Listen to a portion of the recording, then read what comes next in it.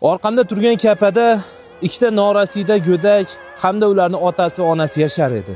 To'raliklar yotasizlar, tushunishim bo'yicha. To'ralamiz yerda. Majjam sig'amiz to'ralamiz. Ular endi bu yerda yashamaydi. Endi u faqatgina yonib kulib bo'ladi.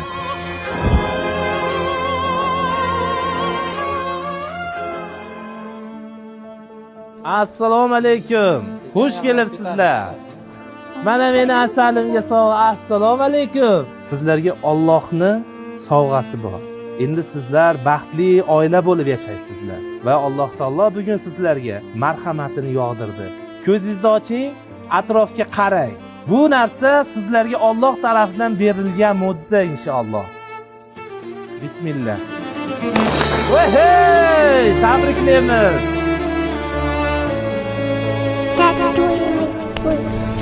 Qanaqa bo'lsa rangi? Qancha? Mana shu 5 xonali uy sizlarga sovg'a.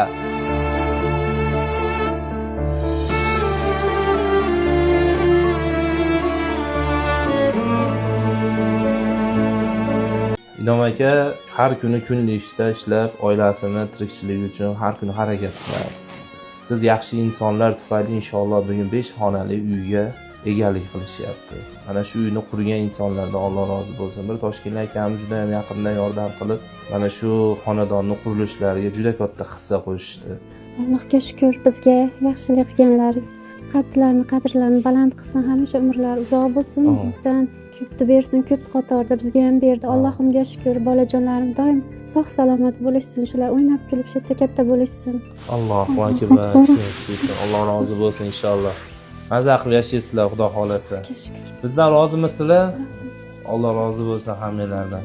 Iltimos qilib qolaman, bizni yo'qotib qo'ymaslik uchun obuna bo'ling, izoh yozing, like bosing. Sizdan hech narsa ketmaydi. Biz yaxshilikni davom etishimizda, ertadan keyin boshqa oilalarni ham ozgina xursandchiligiga sababchi bo'lib qolishimizga, kasal odamlarni davolashimizga sizni mana shu bosayotgan like'ingiz, bo'layotgan obunangiz juda ham muhim. Barchadan Alloh rozi bo'lsin. Yana bitta natija bo'ldi inshaalloh.